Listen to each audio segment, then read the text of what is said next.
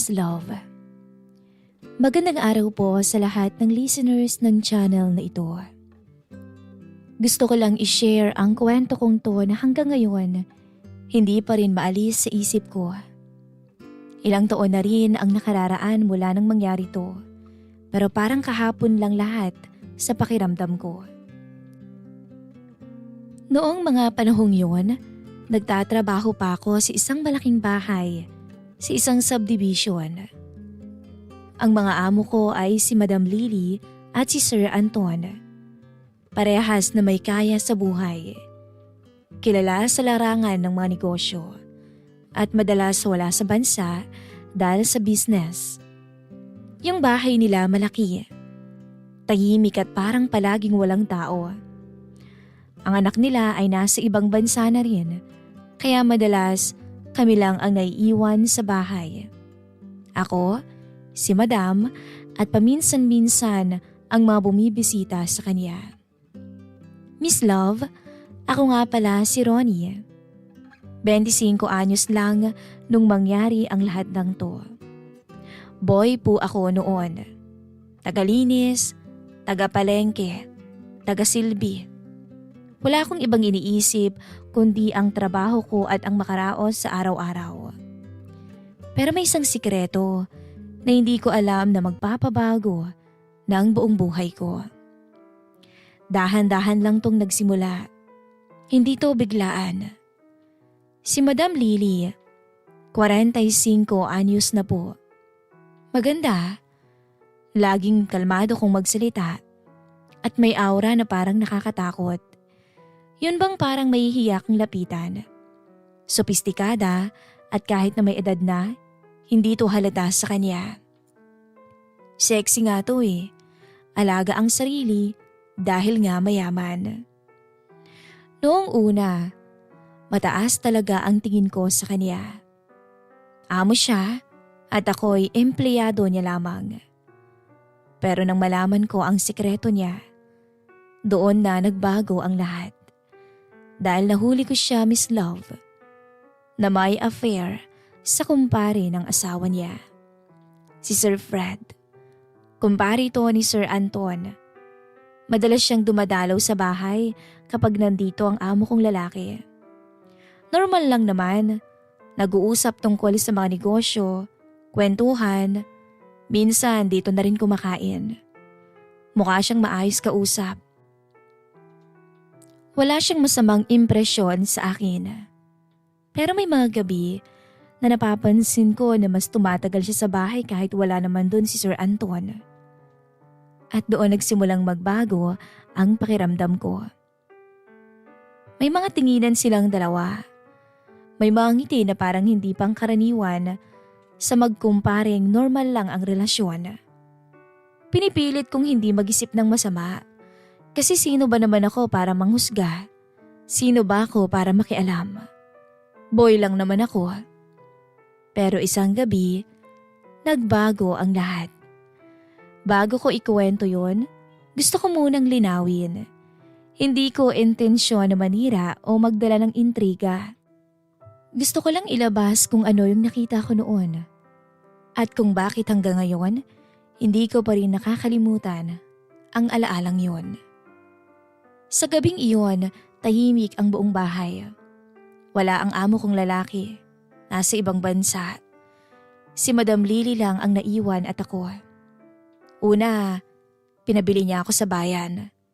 Pagbabalik ko, may pinaayos naman siya sa akin sa kusina. Ayos lang naman. Normal lang naman ang lahat. Wala naman akong nararamdamang kakaiba. Pero habang nag-aayos ako, may napansin na ako. Parang may something. Hanggang sa ma-realize ko na bukas pa yung ilaw sa second floor. Sa kwarto ni Madam Lily. Dapat kasi patay na yun. Alam ko kasi ang routine niya. Maaga talaga siyang natutulog kapag wala si Sir. Unless may bisita. Umakyat ako. Habang papalapit ako sa kwarto niya, mas lumalakas ang kabog ng dibdib ko. Hindi ko alam kung bakit. Parang may bumubulong sa isip ko na huminto ka na. Pero tumuloy pa rin ang mga paa ko. Naku-curious kasi ako. hanggang sa nasa tapat na ako ng pinto. At hindi ko sinasadyang sumulyap doon. Bahagya kasing nakabukas. At doon ko nga nakita si Madam Lily at si Sir Fred. Nasa loob ng kwarto, magkalapit. Sobrang lapit na hindi na normal sa magkumpare lang. Hindi ko agad maiproseso ang eksena. Parang tumigil yung utak ko sa nakita ko. Si Madam Lily, nakatingin kay Sir Fred, nangiting-ngiti na hindi ko pa nakikita noon. At si Sir Fred naman, parang walang pakialam sa mundo sa loob ng kwartong yon. Naglalandian sila. Hawak-hawak ni Sir Fred ang bewang ni Madam Lily. At sa isang iglap lang, magkahinang na ang kanilang mga labi. Natigilan talaga ako. Napahawak ako sa pinto. At hindi ko na malayang nalaglag ko yung hawak ko na siyang naging sanhi ng ingay. At sa mismong sandaling iyon, napatingin sa gawi ko si Madam Lily. Napatingin siya sa direksyon ko at nagtagpo ang mga mata namin. Biglang nawala yung ngiti niya kanina. "Ronnie," mahina niyang sabi. Parang biglang nanlamig ang buong katawan ko. Hindi ako agad nakagalaw. Si Sir Fred napatingin din sa akin. Halatang nainis sa pagkakagambala. "Sige na, umalis ka na," sabi ni Madam Lily na malamig ang boses. Pero hindi naman ako makagalaw kaagad. Para akong nestatwa. Madam, sabi ko. "Anong ginagawa ninyo?" Talagang nagtanong pa ako. Hindi ko alam kung bakit. Nanahimik siya. Biglang bumigat ang hangin sa loob ng silid. Tumayo si Madam Lily. Inayos muna ang sarili. Parang gustong itago ang lahat ng nakita ko. "Ronnie, hindi mo dapat nakita to," sabi niya. Mahina, pero may otoridad. Bakit po?" sagot ko. Hindi siya sumagot. Maya-maya, si Sir Fred naman ang tumayo at lumapit na sa akin na para bang wala lang. "Huwag mo nang palakihin to, boy," sabi niya. "Wala kang alam sa sitwasyon namin. Ang mabuti pa manahimik ka na lang." Doon ako nainis. Wala akong alam noon, oo. Pero ngayon meron na. Tumingin si Ma'am Lily sa akin. "Tama na yan, Fred. Sige na, bumalik ka na sa kama." At sa unang pagkakataon, nakita ko siya bilang hindi amo, kundi taong nahuli sa maling sitwasyon. "Ronnie, i-zipper mo yang bibig mo. Huwag kang magsasabi ng nakita mo kahit kanino. Lalong-lalo na sa asawa ko. Natatandaan mo ba?" Tumango na lang ako dahil bigla akong natakot at agad akong umalis. Hindi ko alam kung pinagpatuloy nila ang naudlot nilang pagsasalo dahil noong mga oras na yon, walang laman ang isip ko kundi si Madam Lily at si Sir Fred na may affair. Pagkatapos ng gabing mahuli ko si Madam Lily at si Sir Fred sa loob ng kwarto nilang mag-asawa, hindi na naging normal sa akin ang bawat araw. Maaga akong nagising pero mabigat ang pakiramdam ko kinabukasan. Hindi mawala sa isip ko yung nakita ko. Habang naglilinis nga ako sa garahe, paulit-ulit kong naaalala yung mukha ni Madam Lily nung mahuli ko sila. Takot at parang may pagsusumamo. Pero maotoridad pa rin. Tahimik lang ako buong araw. Ayoko rin naman kasing makialam sa buhay nila. Sino ba naman ako? Boy lang naman ako dito. Pero mahirap palang magpanggap na parang walang alam kapag ikaw mismo ang nakakita. Bandang tanghali noon, dumating si Sir Anton galing airport. Normal lang. Masaya pa nga siya eh. Kinumusta pa nga ako. "Oh, Ronnie, okay naman ba dito? Habang wala ako, wala bang naging problema?" Tanong niya habang inaabot sa akin ang susi ng sasakyan. Opo sir," sagot ko naman kaagad. Pero hindi ako makatingin ng diretso sa kanya. Pakiramdam ko kasi may tinatago akong mabigat, which is totoo naman. Pagpasok ni Sir sa loob, nakita kong bumaba si Madam Lily mula sa second floor. Maayos ang bihis, nakangiti, na parang walang ginagawang masama. At doon ko unang naisip, ang galing niya palang magtago, lalo na kung matagal na pala nila tong ginagawa. Han, kumain ka na ba? Malambing niyang tanong kay Sir Anton, sabay halik sa pisngi nito. Habang ako, nakatayo lang sa gilid. Parang may nakabara sa lalamunan ko nang makita ko ang kaswitan ng amo kong babae. Napansin naman ako ni Madam Lily. At sa ilang segundong nagtagpo ang mata namin, parang may mensahe siya. Manahimik ka. Yun ang mensahe. Lumipas ang ilang araw, na ganoon ang setup namin. Normal sa paningin ng iba, pero hindi sa akin. Mas naging madalas nga ang pagpunta ni Sir Fred sa bahay. At ngayon nga, mas napapansin ko na ang lahat. Yung mga tinginan nila ni Madam Lily. Yung simpleng hawak sa kamay kapag walang nakatingin. Yung may hinang tawanan nila sa kusina. Minsan nga inuutusan akong bumili sa labas ng gabi kahit hindi naman kailangan. At habang tumatagal, mas lalo kong naiintindihan. Matagal na palang may nangyayari sa kanilang dalawa. Isang hapon, inutusan ako ni Madam na bumili ng wine sa grocery. Pagbalik ko, diretso ako sa kusina. Pero paglapit ko, narinig ko ang boses nila mula sa dining area. Hindi nila alam na nandun ako. Paano kung magsumbong si Ronnie? Tanong ni Madam Lily. Mahina ang boses. Hindi yan magsasalita. Sagot naman ni Sir Fred. Takot lang nung batang yun. Takot din yung mawala ng trabaho. Tsaka kaya naman natin siyang baliktarin eh. Tahimik akong nakatayo sa likod ng pader. Pero nakita niya tayo mismo. Sabi ulit ni Madam. Hindi ako mapakali eh. Baka mamaya biglang magsumbong. Biglang natahimik si Sir Fred. Tapos mahina tong natawa. Kung ayaw mong magsalita siya, di gawan mo ng paraan. Lambingin mo. Natahimik ako. Hindi ko alam kung anong ibig sabihin nun. Pero maya-maya, nagsalita si Madam Lily. Loko ka talaga. Sabi niya sabay mahinang natawa. Pero hindi to tumanggi. At doon ako kinabahan. Ano bang ibig sabihin ni Sir Fred? Doon sa lambingin ako. Kinagabihan, maagang natulog si Sir Anton dahil pagod sa biyahe.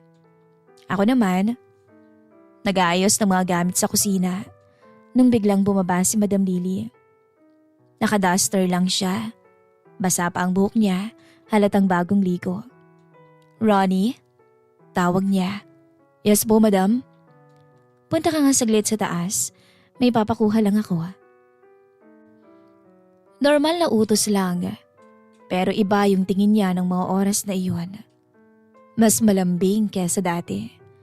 At mas sweet siya kung magsalita. Tahimik na lang akong sumunod. Pagpasok ko sa kwarto niya, nakailaw lang ang bedside lamp.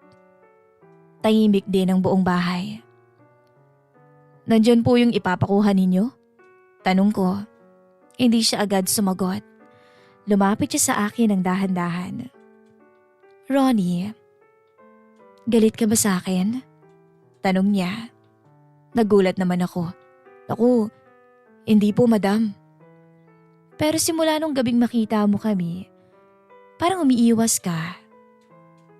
Hindi mo ako masyadong pinapansin. Hindi ka tulad dati. Nakikipagbiruan ka pa. Hindi ako makasagot kaagad. Madam? Mainang sabi ko. Hindi ko lang po alam kung paano ko haharap kay Sir eh. Napabuntong hininga siya. Hindi mo kasi naiintindihan ang sitwasyon ko. Sabi niya habang nakatingin ng diretso sa akin. Tahimik lang ako. Hanggang sa bigla niyang hinawakan ang braso ko. Nanlamig ako. Ronnie, mahina niyang sabi. Pwede bang manatili na lang sa atin yon? Napatingin ako sa kamay niya na nakahawak na sa akin. Madam, hindi kita pababayaan. Dagdag niya pa. At doon ko napansin, iba ang pakikitungo niya sa akin. Mas malapit siya sa akin ngayon at sobrang lambing. Parang delikado. Bakit niyo po ginagawa to? Tanong ko. Hindi siya agad sumagot. Ngumiti lang siya ng marahan. Kasi mabait ka, sabi niya, at alam kong mapagkakatiwalaan kita. Habang nagsasalita siya, mas lumalapit pa siya sa akin. Hanggang sa naamoy ko na yung pabango niya. Hindi ko maipaliwanag yung kaba sa dibdib ko nung mga oras na iyon. Ronnie, ayoko namang masira yung pamilya namin. Bulong niya. Hindi mo naman siguro gugustuhin yun, hindi ba? Hindi ko naman po balak magsumbong. Sigurado ka? Opo, madam. Dahan-dahan niyang tinaas ang mukha ko gamit ang kamay niya. Patahimikin mo na lang yung sarili mo. Para magkasundo tayong dalawa. Bulong pa niya. Tapos ngumiti siya. Yung ngiting hindi ko dapat makita mula sa isang tulad niya. Bigla niyang hinaplos ang pisngi ko. At doon na ako tuluyang nawala sa focus ko. Madam, mahina akong sabi. Lily. Sagot niya agad. Kapag tayong dalawa lang, pwede mo akong tawaging Lily. Parang lalo kong nangihina sa mga naririnig ko sa kanya. Hindi ko alam kung tama pa ba yung nangyayari. Pero nung masandaling iyon, hindi na gumana ng maayos ang isip ko. Lumapit pa siya lalo. At bago pa ako makapag-isip, bigla niya akong hinalikan sa labi ko. Mabilis lang yun, pero sapat para tuluyan akong mataranta. Pagkalayo niya, nakatingin lang siya sa akin. Tapos ngiti-ngiti. Masyado kang inosente. Ano, sigurado yan ha? Hindi ka magsusumbong. Mahina niyang sabi. Hindi na ako nakasagot pa. Kasi sa totoo lang, sa gabing yon pakiramdam ko, hindi lang sikreto nila ang tinatago ko. Pati na rin ang nagsisimula pa lang sa pagitan naming dalawa. Pagkatapos ng nangyari, sa pagitan namin ni Madam Lily, unti-unti nang nagbago ang lahat. Hindi ko na siya matingnan gaya ng dati. At siya, parang lalo na akong niloloko. Lumipas pa ang ilang linggo at buwan mula nung gabing hinalikan niya ako. Akala ko dun na matatapos. Akala ko magkakaroon na ulit ng distansya. Nababalik na sa normal ang lahat. Pero hindi. Mas naging kabaligtaran. Mas naging madalas ang pagtawag niya sa akin. Kahit na, Ronnie, pakiabutan nga ako ng tubig. Mga simpleng bagay na kaya naman niyang gawin, iniuutos pa niya sa akin. Minsan kahit wala naman siyang iuutos, pinapatawag niya ako sa kwarto niya. Isang hapon, habang naglilinis ako sa garden, narinig ko siyang tinawag ako mula sa taas. Ronnie, umakyat ako kaagad. Pagkapasok ko sa kwarto niya, nakaupo siya sa may kama at nakangiti. Pero iba na naman yung ngiti niya. Mas panatag. Para bang may ibabalitang iba. Madam, may kailangan po ba kayo? Tanong ko. Tumayo siya at dahan-dahang lumapit sa akin. Alam mo, wala na akong kailangan sa kanya. Sabi niya bigla. Hindi ko naintindihan. Kanino ho? Kay Fred. Napahinto ako. Ano pong ibig niyong sabihin? Tumitig siya sa akin tapos gumiti. Hiwalay na kami. Nakipag-break na ako sa kanya. Wala na akong kalaguyo. Parang tumigil ang hangin sa loob ng kwartong yun. Madam, kailan pa ho? Mahinang sabi ko. Hindi na mahalaga kung kailan. Sagot niya agad. Ang mahalaga, tapos na kaming dalawa. Lumapit pa siya lalo sa akin. At masyado yung malapit. Alam mo ba kung bakit ko ginawa yon? Tanong niya. Hindi ako sumagot kasi hindi ko naman alam. Para sa'yo. Natigilan ako bigla. Madam? Hindi po ako, Ronnie. Pagputol niya sa sasabihin ko. Huwag mo akong tanggihan. Dahan-dahan niyang hinawakan ng kamay ko. Mas magaan ang pakiramdam ko kapag nandito ka. Bulong niya. Napaatras na ako ng kaunti. Madam, mali po yata. Gumiti siya, pero hindi na yun katulad ng dati. Mas determinado. Bakit naman mali? Wala naman na si Fred. Wala rin naman si Anton dito. Natigilan ako lalo. Pero hindi naman ibig sabihin nun. Pwede na. Bigla niyang hinilang kamay ko. Ronnie, mas malambing na ang tono niya ngayon. Huwag kang lumayo sa akin, please. Dahil ikaw na ang magiging libangan ko. Ngayong wala na si Fred. Ramdam ko yung init ng hininga niya. Sobrang lapit. Madam, pakiusap po. Mahinang sabi ko. Hindi ko po alam kung anong gusto ninyong mangyari. Tumigil siya saglit. Tapos ngumiti ulit. Gusto ko ikaw. Diretsong sabi niya walang paligoy-ligoy. Parang biglang sumikip ang kwarto. Hindi ako makagalaw. Madam Lily. Lily. Correction niya kaagad. Parang nasanay na siya sa tawag na yon mula sa akin. Kapag tayong dalawa lang, just call me Lily. Umiling ako. Hindi po pwede. Bigla siyang umawak sa braso ko ulit. At bakit? Tanong niya na parang nagtatampo pa. Natatakot ka ba? Hindi ako sumagot. Dahil ang totoo, oo, natatakot talaga ako. Pero hindi ko alam kung saan. Sa kanya ba? Kay Sir? O sa sarili ko? Simula noon, mas lumala pa nga. Si Madam Lily ang lagi ng unang tumatawag sa akin. Minsan nga madaling araw pa. Ronnie, pakiusap naman pumunta ka sa kwarto ko. Minsan kahit wala naman akong ginagawa pinapatawag niya ako. Kapag hindi ako sumipot kaagad, siya mismo ang pupunta sa kusina o garden para hanapin ako. Bakit hindi ka kaagad sumunod? Minsan may lambing, minsan parang nagtatampo na para bang teenager. Madam, may ginagawa pa ho kasi ako eh. Wala nang mas mahalaga pa kaysa sa akin, Ronnie. Sagot niya agad. Parang biro pero seryoso ang mga mata. Isang gabi, malakas ang ulan. Tahimik ang buong bahay. Si Sir Anton wala pa. Habang may inaayos ako, bumaba si Madam Lily sa kusina. Basa ang buhok niya. Ronnie? Tawag niya agad. Madam? Pumunta ka sa kwarto ko ha. Diretso at walang paliwanag. Sumunod naman ako maya-maya. Kahit mabigat ang pakiramdam ko. Pagpasok ko, nakabukas ang ilaw. Nakaupo siya sa may kama. Nakatingin sa bintana. Madam, may kailangan ho kayo? Mahinang sabi ko. Lumapit ka. Anya, lumapit naman ako. Tumayo siya ng dahan-dahan. Alam mo ba? Sabi niya. Ikaw na lang ang nagpapakalma sa akin ngayon.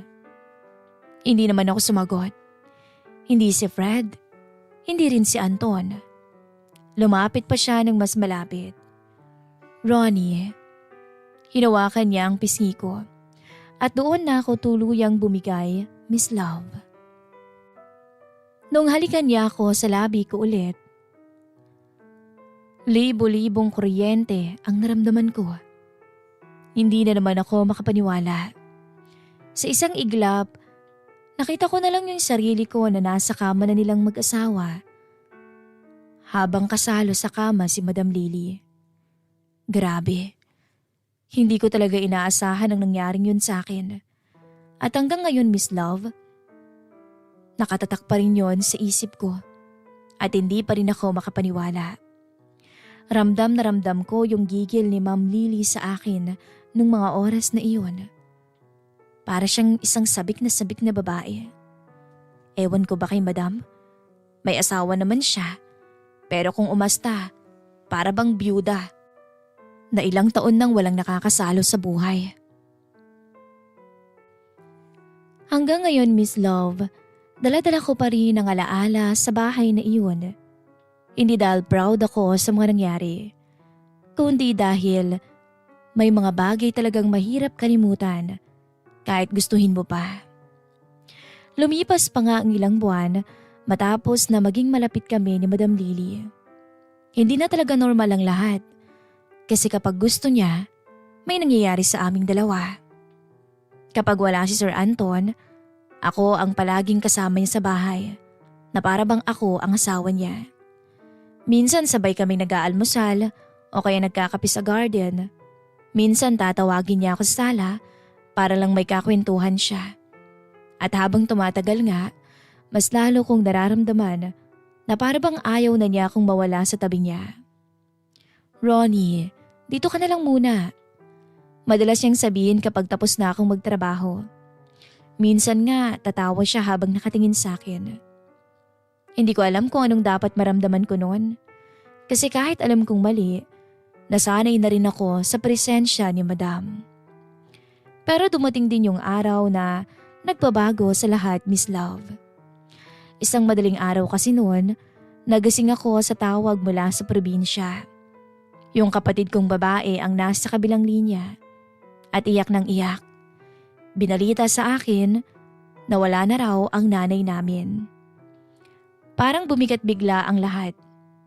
Hindi ako agad nakapagsalita. Hindi pa nag-sink in sa akin ang nangyari.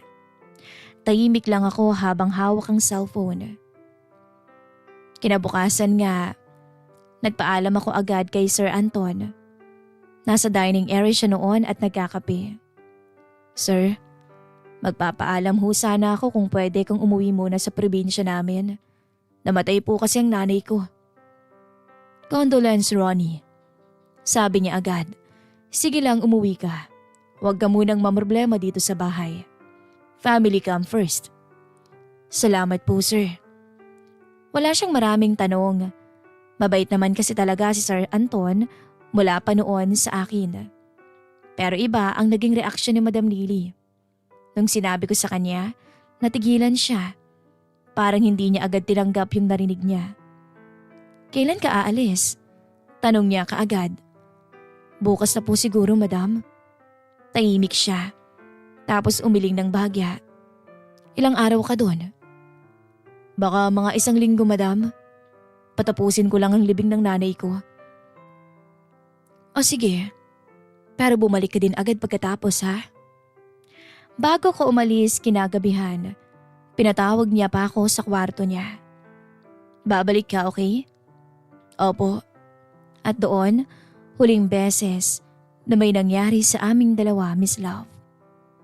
Binigyan niya ako ng sobre noon na may malaking halaga. Tulong daw niya, pakikiramay para sa nanay ko. Umuwi ako ng probinsya at doon na nagbago ang lahat. Pagkadating ko kasi doon, sunod-sunod na problema ang dumating sa pamilya namin. Gastusin sa burol, mga utang, yung mga kapatid ko. Hanggang sa napilitan na rin muna akong maghanap ng trabaho. Yung pera kasing binigay ni Madam, naubos na ang lahat. Lumipas nga ang mga linggo hanggang sa naging buwan, tuluyan na akong nawala ng kontak sa pamilya ni Madam dahil pati ang cellphone ko na ibenta ko na rin. Mula noon, hindi na rin ako bumalik sa kanila. Paminsan-minsan nga naiisip ko pa rin si Madam Lily. Katulad ngayon, kaya ako binahagi ang kwentong to. Yung mga gabing magkausap kami, kung paano siya tumitig sa akin, yung lungkot sa mukha niya tuwing aalis na ako ng kwarto niya. Pero natapos ng lahat eh. Swerte pa rin ako dahil hindi nalaman ni Sir Anton. Yun nga lamang, wala kaming maayos na pagpapaalam sa isa't isa ni Madam. Hindi ko na alam kung matapos akong mawala, nagkabalikan ba sila ni Sir Fred. Hindi ko na alam kung anong balita sa kanila. Basta ang alam ko lang ngayon, may mga relasyon talagang sa simula pa lang, alam mong hindi dapat pinapagpatuloy. Pero dahil tao ka, nauhulog ka pa rin kahit alam mong mali. Ako po si Ronnie, At ito ang kwento ko. Ang kwentong hinding-hindi ko makakalimutan habang buhay. Salamat po sa pag-ere ng kwento kong ito, Miss Love. God bless and more power sa inyong channel.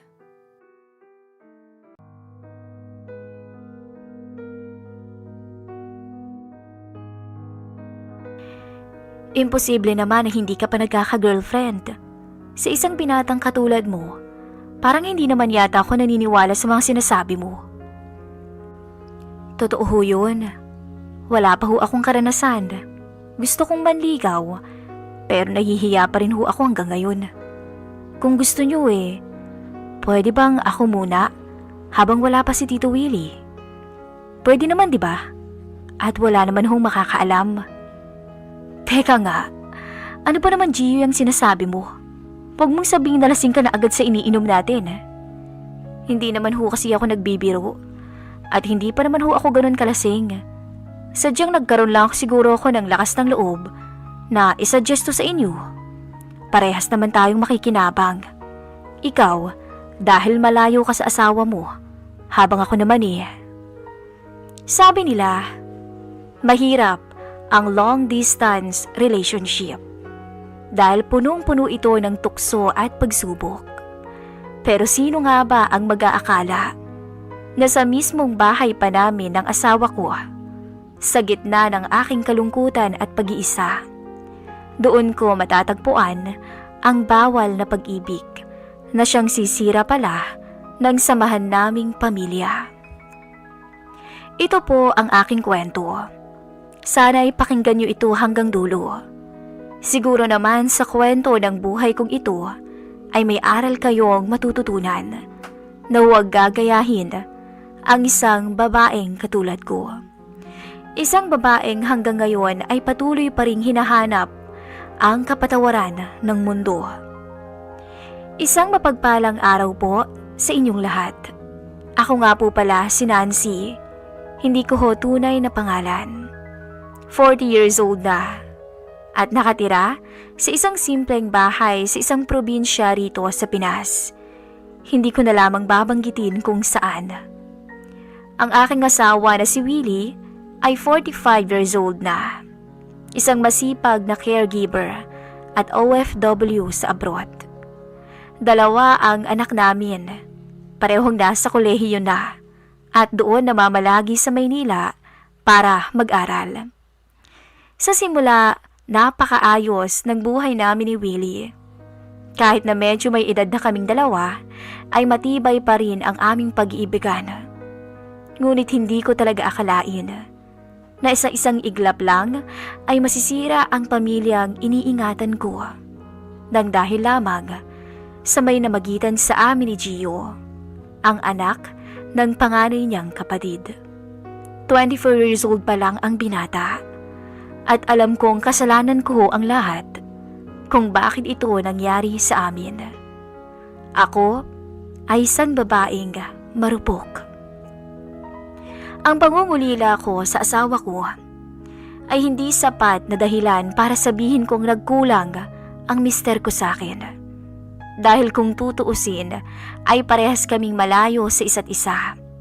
Ako, nagawa ko siyang pagtaksilan.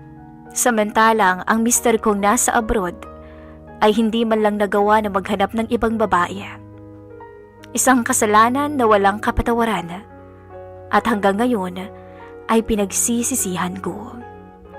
Ang bawat sacrifices ni Willie ay talagang para sa kinabukasan ng aming pamilya. Ilang taon na rin siyang namamalagi roon. Paminsan-minsan ay nagbabakasyon, ngunit ito kasi ang pinakamatagal naming hindi pagkikita. 5 taon na rin hindi siya nakakauwi rito sa Pinas. Kayod kalabaw na rin kasi kami at nagtitipid na rin dahil nasa college na ang 2 naming anak. At pinagsabay pa naming pinag-aral sa malaking universidad sa Kamaynilaan. Siyempre napakagastos. Lalo pat sunod sa layaw ang 2 mahal naming anak na si Beth at Nina. Pero habang lumalayo ang distansya naming 2 ni Willie, tila lumalayo din ang aming mga puso sa isa't isa. Dahil sa trabaho ni Willie bilang isang caregiver, hindi maiwan o maiwasan na sa sobrang busy niya at palaging pagod ay hindi na kami nakakapag-usap. Ang dating madalas na tawag ay naging pahirapan na. Halos bibihira na nga lang kaming makapag-video call at makapagkumustahan. Sa oras na iyon ay nagsimula akong makaramdam ng kalungkutan at pag-iisa. Palagi ko siyang namimiss. Kaso nga lang ayaw ko namang magreklamo dahil naiintindihan ko naman ang sitwasyon ng aking asawa. Doon ho pumasok sa eksena ang pamangkin ni Willie na si Gio. Alam kong matanda na ako, pero nagawa ko pa rin to. Pero masisisi ko ba ang sarili ko? Gayong nilamon ako ng kalungkutan. Si Gio ay 24 pa lamang, binata at may matipunong pangangatawan. Halos ilang taon lang din ang agwat ng edad niya sa mga anak ko. Isang kanto lang ang pagitan ng bahay namin, kung kaya't paminsan-minsan ay nagsa-sideline ito para sa kanyang alawan sa eskwela.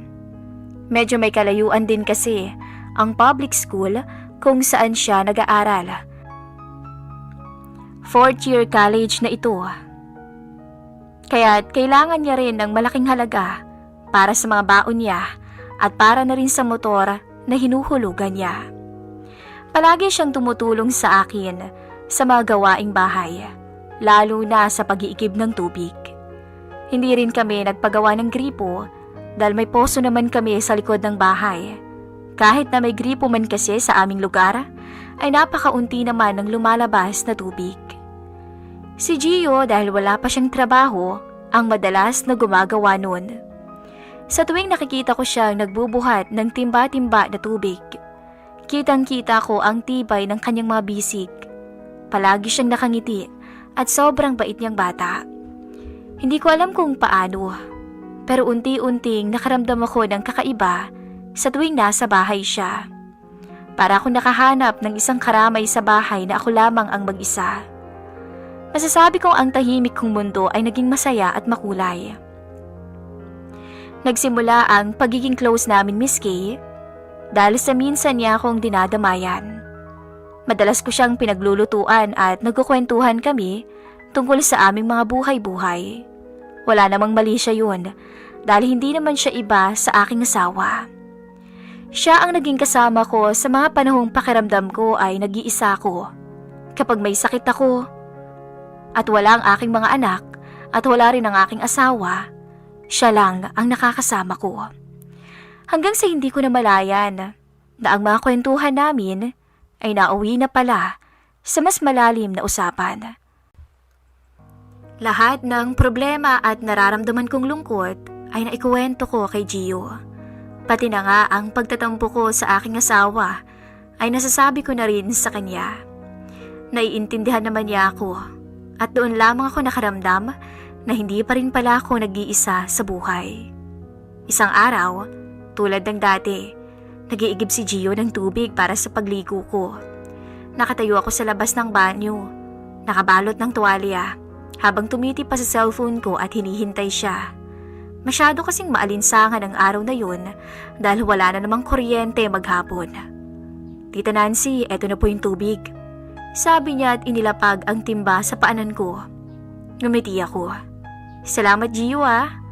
Kukunin ko na sana ang timba na magulat ako nang biglang kumalas ang tuwalya. Bumagsak ito sa lupa at sa isang iglap nakita ni Gio ang lahat sa akin. Gulat na gulat kami pareho. Nanlaki ang kanyang mga mata at agad siyang namula. Ako naman halos hindi makahinga sa kahihiyan at pagkabigla. Hindi agad ako nakapagsalita. Pasensya na po, nauutal niyang sabi at umiwas ng tingin.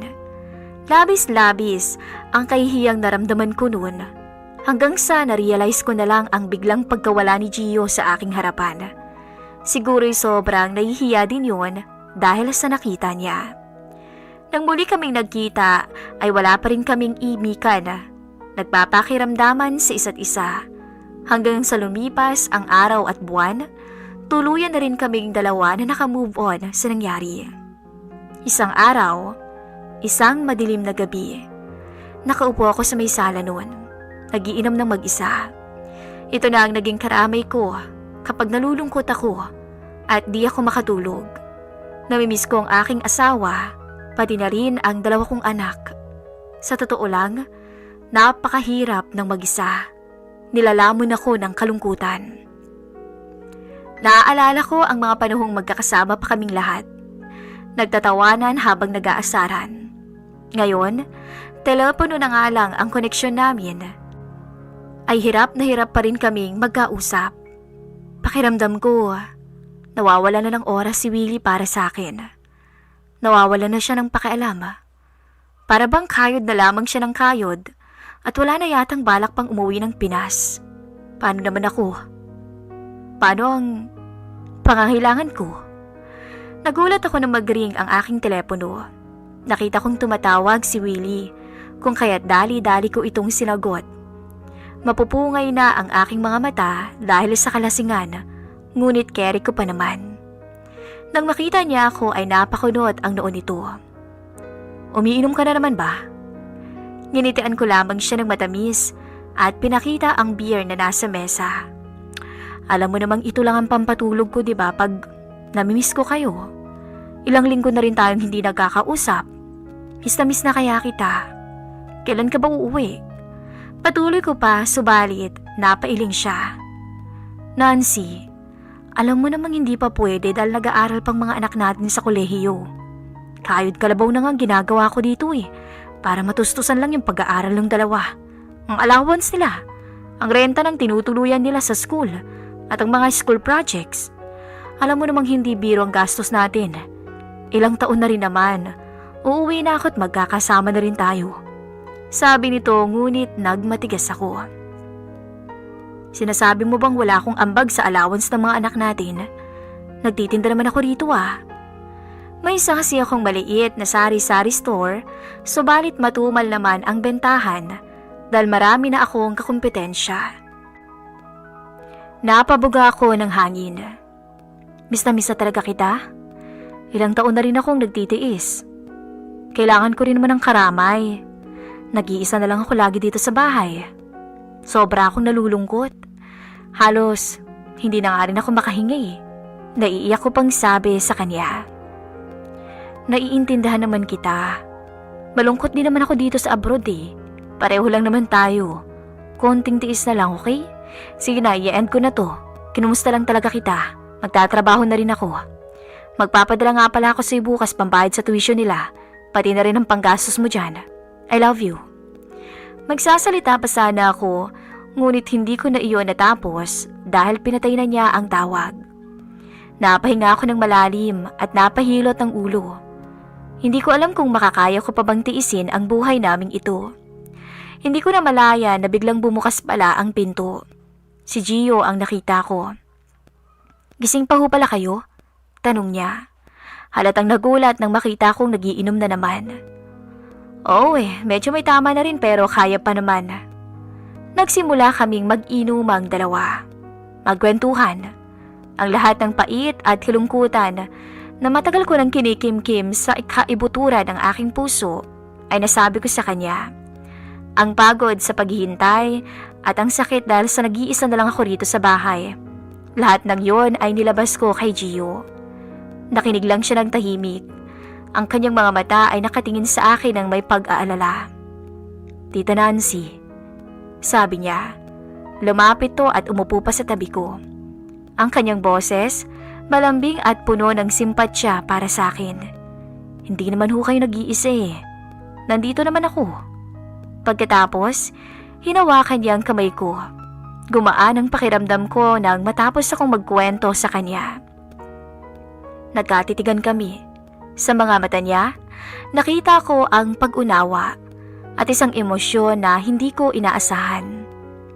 Naiintindihan po kita. Alam ko kung anong pakiramdam ng nag-iisa at sobrang layo ng pamilya. Isipin niyo na lang po ko. Pumunta ako rito para makapag-aral. Nakatira sa kapatid ko, malayo sa probinsya ng mga magulang namin. Paano na lang po kaya kayo sa tuwing gabi? Mag-isa palagi at wala pang katabi sa kamang matulog. Sobrang lungkot nga po nun. Hindi ko alam pero nakaramdam ako na para bang may iba pang ibig sabihin si Gio ng mga oras na yon. Nakainom na rin to. Nang makita ko kung paano niya ako titikan, ay nagkaroon ako ng lakas ng loob para tanungin siya. May karanasan ka na ba? Nagulat siya nung marinig niya yung tanong ko. Ngunit agad naman tong ngumiti na para bang nahihiya sa akin, tsaka dahan-dahang umiling. Wala pa nga ho eh. Hindi ako makapaniwala sa sinabi niya. Sus, talaga ba? Wala pa. Si isang binatang katulad mo, mukha ka ng maraming napaiyak na babae ah.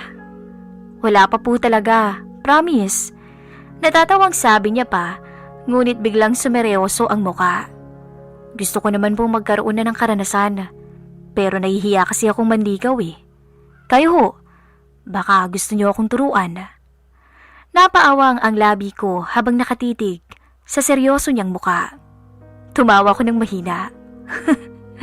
Teka nga Gio, nagbibiro ka ba? Huwag mo akong pagtripan, kita mong malamig na nga palaging gabi ko eh. Gusto niyo ho ba? Ako na lang muna yung papalit kay Tito Willie. Sa oras na iyon, hindi talaga ako makapaniwala sa sinabi niya. Tinapik ko ang kanyang braso sabay biro. Nalasing ka na ba ng sobra kaagad, Gio? Seryoso po ako. Total na pag-usapan na rin naman natin to. At tayong dalawa lang naman dito. Baka naman pwede niyo akong pagbigyan. Atin-atin lang. Walang makakaalam sa mangyayari sa gabing to. Nagulat ako. Hindi ako makapagsalita. Ang mga salitang yon ay hindi ko talaga inaasahan na maririnig mula sa kanya. Pero kasabay ng gulat ay ang kuryenteng dumaloy sa buong pagkatao ko. Ito na ba? Mararamdaman ko na ba na hindi ako nag-iisa? Namimiss ko na rin naman ang ganito. Kaya para akong nagdadalawang isip. Kung kanina natatawa ko sa mga pinagsasabi niya, ngayon naman ay parang gusto ko nang pumayag sa nais niya. Hindi na rin magiging malamig ang gabi ko. Pero, paano? Hindi pa rin pwede. Mali ito. Sobrang maling-mali. Ngunit maya-maya niyakap niya ako. At sa yakap na iyon, biglang sumuko ang sarili ko. Ang aking pangamba ay biglang naglaho. Dahan-dahan akong gumanti sa kanya. Hindi ko alam kung saan ako kumuha ng lakas ng loob para gantihan din ang yakap na iyon. Ngunit baka dahil na rin sa alak. At sa gabing yun, Miss Kay, sa gitna ng dilim, nagsimula ang aming bawal na pag-iibigan. Mula noon, si Gio na ang aking naging sandalan. Ang bawat pagtulong niya sa akin ay naging oportunidad para sa aming lihim na pagtatagpo. Ang mga dating simpleng gawain ay napuno ng kaba na baka may makakita sa aming dalawa. Pero kasabay din nun, ang matinding kilig na aking nararamdaman. Alam kong kalahati ang agwat ng edad naming dalawa, pero wala na akong magawa. Pinasok ko ang gulong to. Naging mas mapusok ang aming bawal na pagtatagpo. Ang bawat halik ay mas naging malalim. Ang bawat yakap ay mas naging mahigpit. Ang banyo rin na dating pribado ay naging saksi ng aming lihim. Hanggang sa isang araw, tumawag ang asawa kong si Willie sa akin na uuwi raw siya. Magbabakasyon daw siya ng ilang araw rito sa Pinas dahil pinayagan daw siya. Nag-request siya sa kanyang amo upang makabisita sa amin. Total ay bakasyon na rin naman ng mga bata. Gulat na gulat ako. Halo-halong emosyon ang naramdaman ko. Takot, kaba at kaunting tuwa. Tuwa dahil sa wakas, after so many years, ay uuwi na ang mister ko. Pero takot dahil sa nangyayari sa amin ni Gio. Hanggang sa dumating na ang araw na pinakakinakatakutan ko. Yun ang pag-uwi ng aking asawang si Willie. Pinilit kong maging normal. Sinalubong ko siya sa airport nang may ngiti sa labi. Habang magkasama kami sa bahay, naramdaman ko ang pagbabago sa sarili ko, Miss Kay. Ang dating atensyon ko kay Willie ay nawala na. Ang mga tingin ko sa kanya ay hindi na puno ng pagmamahal, kung hindi sobrang nakokonsensya. Kahit sa anggulo ng bahay, ay naaalala ko kung paano namin pinasaya ni Gio ang isa't isa. Sa tuwing hinahawakan ako ni Willie, ay para bang naiilang na ako. Hindi na ako sanay. Hindi kaya hindi ko na siya mahal? O baka hindi na ganoon katindi katulad ng dati dahil nabaling na ang pagmamahal na nararamdaman ko sa kanyang pamangkin na si Gio. Si Gio naman ay sinabihan ko na ng maaga. Sobrang nag-iingat to. Hindi siya madalas pumupunta sa bahay. Pero hindi ko kayang tiisin siya. Palagi akong naghahanap ng paraan para makasama siya. Kahit sandali lang. Kahit saglit lang. Nagpapadala ako ng text message. Pinapapunta ko siya sa bahay dahil dinadahilan ko sa asawa ko na may ipapagawa ako sa kanya. Isang hapon noon, umalis si Willie para mag-ayos ng ilang papeles para sa pagbabalik muli sa abroad. Agad kong tinext si Gio kung kaya't pumunta siya agad. Gusto ko siyang makita at mayakap dahil miss na miss ko na siya. Naramdaman ko ang matinding pangungulila sa kanya. Sa loob ng bodega namin kung saan nakatambak lahat ng mga lumang gamit, doon kami nagkita at nagpakasaya. Doon namin binuhos ang aming pagkamis sa isa't isa. Wala kaming pakialam kung may makaninig man sa amin. Basta ang mahalaga ay mapunan namin ang pagkamis namin sa isa't isa. Ngunit sabi nga nila Miss Kay, walang sikreto ang hindi nabubunyag. Dahil ilang araw lang ay lalaman ni Willie ang namamagitan sa amin ni Gio. Nagulat kami pare-pareho noon nang datnan kami ng asawa ko sa likod ng aming bahay na magkasama ni Gio at naghahalikan habang magkayakap. Parang nabuhusan ako ng malamig na tubig ng mga oras na yun, Miss Kay. Ang init na aking nararamdaman kanina ay napalitan ng matinding takot at kaba. Si Gio naman ay namutla ng sobra. Hindi kami makakilos. Tila ba huminto ang paligid namin. Teka, Gio, anong nangyayari dito? Tanging nasambit ni Willie sa amin. Nancy! Ano to? Bakit may ganito? Sigaw pa niya. Doon ako nagkagulo ang lahat. Nagumpisa siyang magtanong at magwala. Ang kanyang mga mata ay namumula dahil sa pagpipigil na hindi umiyak. Napaiyak na lamang ako dahil sa nangyari. Halos kaedad na siya ng anak natin ah. Paano mo nagawa sa amin ang mga anak mo to, Nancy? Ha? Anong nagawa kong kasalanan sa'yo? Ginawa ko naman ang lahat para sa atin. Alam mo yan. Umuwi ako dito para makasama ka. Hindi para makita ang kababalaghang ginagawa mo. Walang katapusan ang pag-iyak ko noon, Miss Kay. Sobrang nasaktan ako. Hindi ko na nga namalayan na nakaalis na pala si Gio at balak pa sanang habulin to ni Willie. Ngunit nahawakan ko ang damit niya. Medyo napunit na nga ito dahil sa pagkakahila ko. Huwag, Willie. Wala siyang kasalanan. Ako na lang ang saktan mo, please. Huwag mo na siyang idamay. Pagmamakaawa ko pa, ngunit tiningnan lamang niya ako ng masama. Nakakadiri ka, Nancy. Hindi na kita kilala. Malalaman at malalaman to ng mga anak mo. Tandaan mo yan. Uuwi sila bukas at kapag nalaman nila ito, ewan ko na lang talaga. Hindi na kita maipagtatanggol pa. Hindi ka nag-iisip. Puro na lang kagustuhan at kaligayahan mo ang inaatupag mo. Wala kang konsensya. Mariing sabi niya at marahas na inalis ang aking pagkakahawak sa kanya. Umalis siya sa harapan ko at hindi ko na alam kung saan siya pumunta. Ang lihim namin ni Gio ay nabunyag na at hindi ko alam kung anong gagawin ko. Sa huli, hindi pa rin ako pinahiya ng asawa ko. Inisip niya pa rin ako dahil kami-kami lang ang nakaalam ng kalandiang ginawa ko, Miss Kay. At hindi nila inilabas yun kanino man. Hiyang-hiya ako. Ngayon, magkahiwalay na kami ni Willie. Hindi ko alam kung may pag-asa pa bang maibalik ang dating kami. Si Gio, iniwan na niya ako. Umalis na siya sa bayan namin.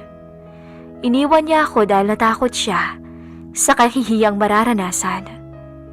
At sa huli, naiwan pa rin akong mag-isa, Miss Kay.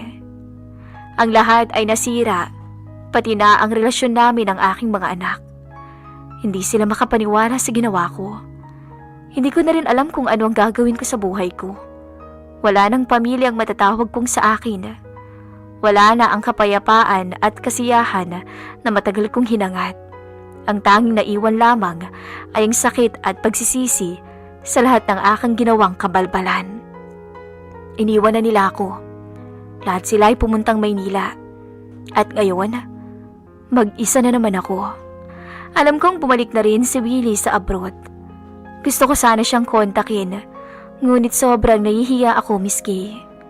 Hindi ko nga rin inaasahan na kahit na mayroon akong kasalanan sa kanila, ay nagawa pa rin nila akong padalhan. Ngunit iniipon ko lamang iyon at hindi ginagastos. Siguro iipunin ko na lamang yun para sa pagtanda ko ay may panlibing ako. O kaya naman ay regalo ko na lang kapag nag-asawa na ang aking mga anak. Nang mawala sa buhay ko si Gio, roon ko lang din na-realize ang pagkakamali ko. Na nahulog ako sa isang temptasyon. Sobrang napakasakit ang ma-realization sa buhay ko. Ang pag-ibig ay hindi lang isang damdamin. Hindi ito basta-basta. Ito ay ang pagiging tapat, paggalang, at isang responsibilidad. Hindi pwedeng irason ang kalungkutan para sa pagtataksil. Ang bawat desisyon ay may kaakaibat o kaakibat na epekto at mga consequences na dapat mong pagdaanan. Para sa inyong lahat na nakikinig ng aking kwento, ano sa tingin niyo ang dapat kong gawin? May pag-asa pa ba akong makabangon mula sa pagkakamaling ito? Paano ko ba harapin ang mga anak ko? Paano ko ba hihingin ang kapatawaran nila, lalong-lalo na sa aking asawang si Willie? Paano ko ba mabubuo ulit ang sarili ko matapos ang lahat ng nangyari? Ano bang payo ang maibibigay ninyo sa isang katulad kong nawala sa landas at ngayon ay naghahanap ng liwanag sa gitna ng kadiliman? Ngayon ay kumakapit na lamang ako sa Diyos na sana'y maging siya'y patawarin ako. Ganun pa rin, Miss Kay. Naiwan pa rin akong mag-isa sa bahay, malungkot at walang kasama. Ang malala nga lamang ngayon, wala nang mga anak at asawa na babalik sa akin. Lubos na nagmamahal, Nancy. Maraming salamat po sa pag-ere ng aking istorya.